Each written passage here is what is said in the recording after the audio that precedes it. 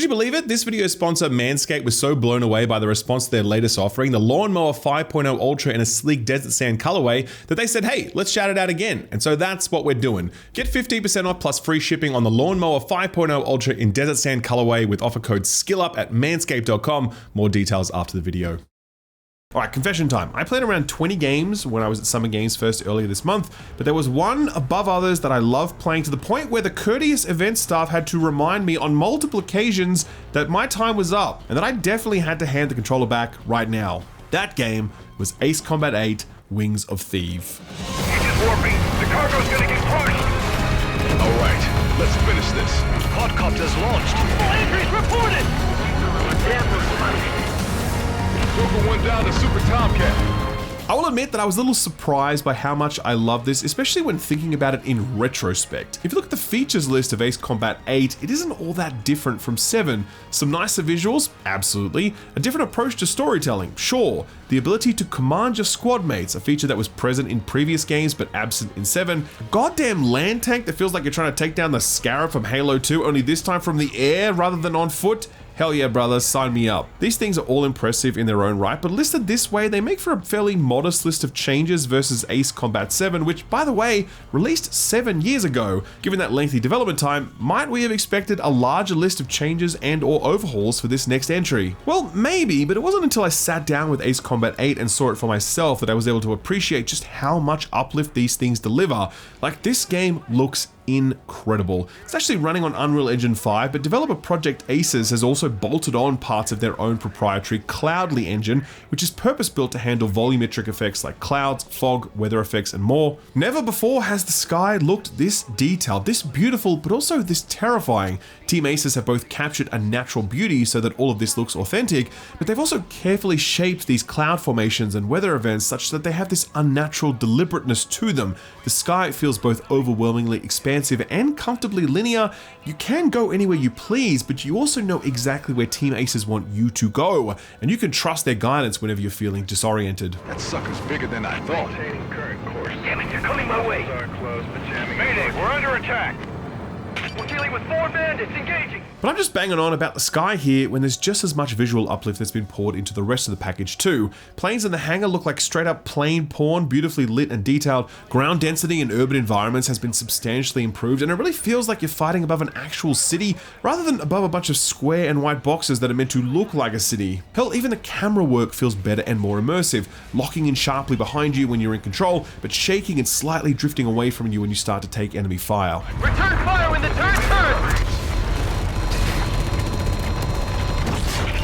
Target is almost to point out. So visually, it's stunning, far more than I was expecting. I mean, let's not forget that the last Ace Combat game was a PS4 title, and this is next gen, technically speaking. You can see how much work Team Aces have put into making this the best looking Ace Combat game ever, and honestly, I think this is just a benchmark visual title regardless of genre. I just love looking at this thing, I really do. Glad to know all smooth there.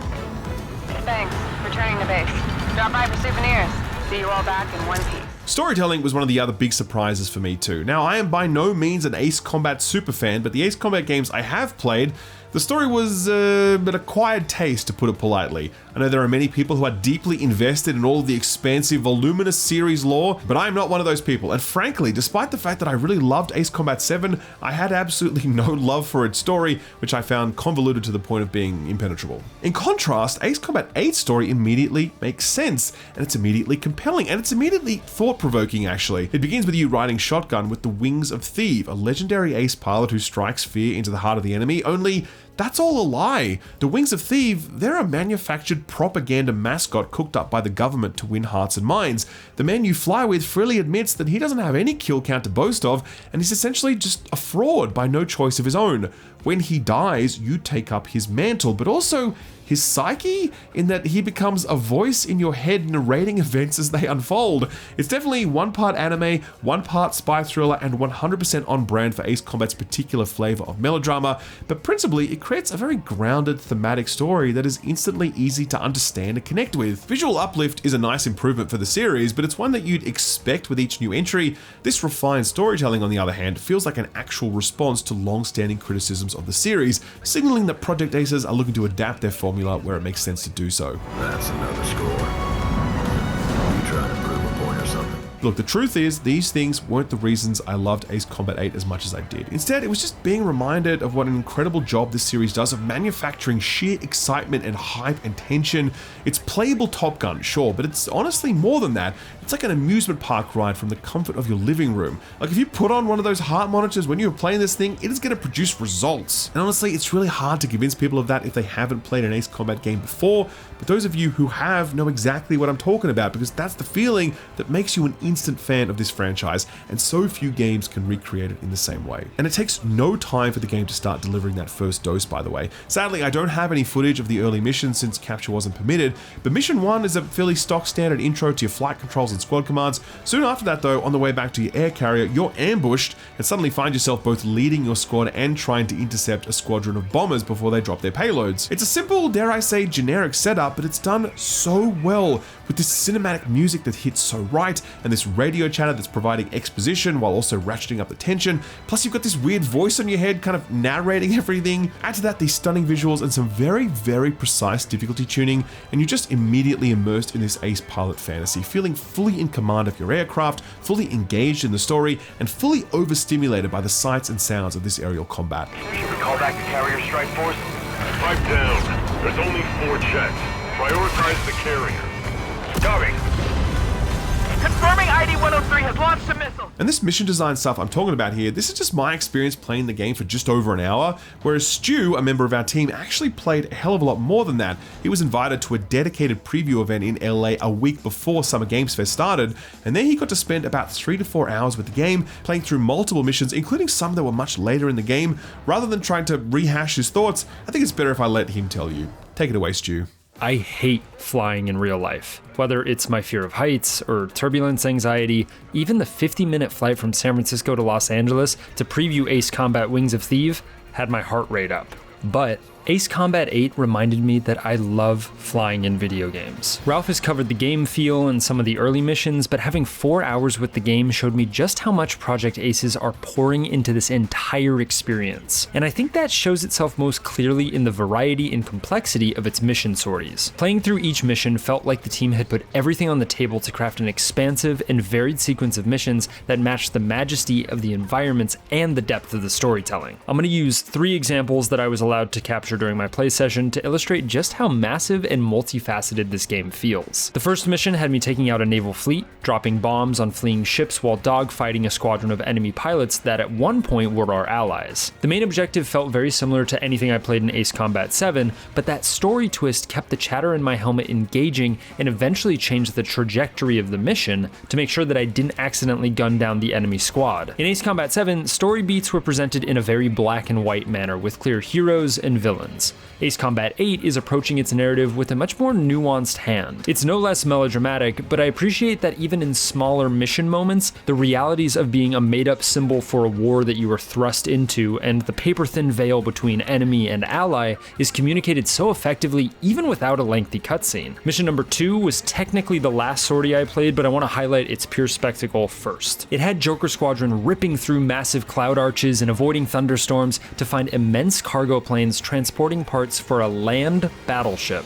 More on that later. My map was out, so I had to follow the highway-sized chemtrails through the clouds to find my target. Although these transports resemble the Arsenal bird from Ace Combat 7, they are much easier to take out. I felt like a true ace pilot, taking out all the propellers on one cargo plane to then have its dismembered wing fall onto the plane below it, completely eviscerating it. It was awesome. Gauge is tilting over. Adjust trims. Check if we're level. It's gonna hit the other pod arch. Evasive maneuver! Outside of the combat spectacle, the jump from Unreal Engine 4 to Unreal Engine 5, alongside the layering in of Project Ace's proprietary engine Cloudly, is fully felt in the immense sky during this mission. Giant arching clouds in the distance, ominous thunderclouds crackling and booming on both sides of you, soaring through the dense condensation of a storm cloud out into the clear stratosphere. The skyboxes in Ace Combat 8 are some of the most breathtaking I've ever seen in a video game, making them an absolute joy to fly through no matter what the weather. I had multiple moments of awe while navigating the skies of Ace Combat 8, whether it was barreling through the arches of those colossal cloud formations, puddle jumping over sun-soaked islands, or snaking through high-rise buildings in a sprawling snow-covered metropolis. Wings of Theve is a sight to behold. Speaking of which, the last sortie I want to highlight is the perfect combination of the first two, merging bombastic storytelling with an incredible show-stopping set piece. The sequence saw me facing off against a land battleship, which is exactly what it sounds like. A hulking beast that looks like a naval battleship, but replaces rudders and propellers with tank treads so it can wreak havoc on land. While trying to avoid its railgun and mounted defenses, I helped my allied tanks expose its massive tracks, eventually leading it towards the skyscrapers in the middle of the city. After multiple attempts to topple buildings onto the sluggish behemoth, the last building wouldn't go down with planted bombs alone. Of course, the only option was to fire my missiles into the building, demolishing it, and finally stopping the destructive path of the land battleship. Land battleships here. Joker 1, launching missiles. Tactical target destroyed. That's a hit! Explosion instructor 2! At every moment during this mission, whether it was precisely firing my missiles right at the last moment, or the ghostly voice of the pilot that had my call sign before me cryptically whispering in my ear, this felt like Ace Combat 8's version of the trench run from A New Hope, and it wholeheartedly matches the spectacle and tension of that iconic scene with its own Ace Combat twist. It's also hard as hell. I barely made it through my first time playing, and on subsequent tries to get better footage, I couldn't even make it to that trench run moment. I respect this difficulty tuning though. The encounter feels like a boss battle without the screen-spanning health bar, and the challenge fits perfectly in line with the over-the-top melodrama and immense spectacle that are some of the foundations for Ace Combat. Hostiles targeting the bomb trucks. Tank guns aren't doing a thing! You got a gun, so use it!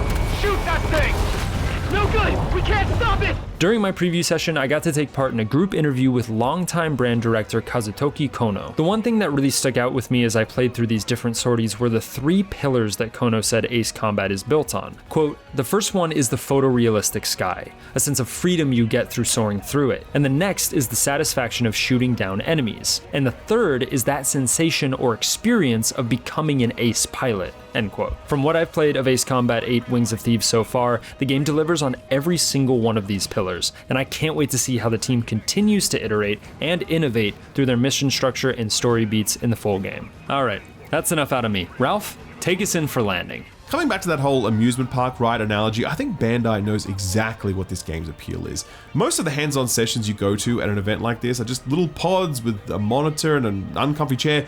Not so for Ace Combat 8. They had this custom-made cockpit featuring a mocked-up dash. It's all pretend, of course, but so are video games, and that little touch represents a commitment to immersion that echoes through every part of Ace Combat 8. And hey, this is just a preview, it's not a final review, but there are some previews you walk out of and you're like, yeah, okay, not bad, let's see how the rest of the package looks at launch. Some games though, you think to yourself, goddamn man, if this game ends up sucking, it's going to break my heart. Ace Combat 8 is definitely in that latter category. Improved visuals, tighter storytelling, requested fan features, and that same commitment to edge-of-your-seat, white-knuckles, balls-to-the-wall excitement that is the hallmark of every game in this franchise. It's all here, man, and it's never looked or sounded or felt better, which is why Ace Combat 8 was actually the best, most fun thing that I played at Summer Games Fest this year, and it is absolutely one of my most anticipated games for 2026. If you have never played an Ace Combat game before, then I really recommend checking out 7 as a warm-up, since you can get heavily discounted, and I guarantee you that you'll have a great time with it. For those of you who already have played 7 and you're just really aching for 8, October 2nd is not close, sadly, but hey, at least we know that Project Aces are on the right track. Or flight path, I guess. You know what I mean. Manscaped, sponsor of this video. You know them, I know them, your dad knows them, and if he doesn't, then your mum probably wishes he did. They're the undisputed leaders in male grooming, keeping you looking your absolute best when the kit comes off, because while we all love a bit of natural shrubbery out in the wild, we like a well-tended garden close to home. Whether it's your face or your nether regions, Manscaped has the best tech to keep you looking fresh and feeling smooth, and not for nothing, but they care about the details. Sure, you could go with their legendary Lawnmower 5.0 Ultra in the classic black, or you could pick up this strictly limited edition Desert Sand colorway while getting 15% off plus free shipping. No matter which color lawnmower you pick up, your body hair will tremble in fear at the sight of it. The updated trimmer blade features longer, wider, and rounded teeth to tackle hair effortlessly, while the fall blade provides a sleek, smooth finish, and switching between them is a breeze. Just a quick push and it's in. But the features don't stop there. For the Lawnmower 5.0 Ultra features dual LED spotlights to provide contrast on multiple skin tones. With this sort of illumination, there is nowhere for your wayward hairs to hide. There's also a handy travel lock feature ensuring that the Lawnmower 5.0 Ultra won't turn on in your carry-on,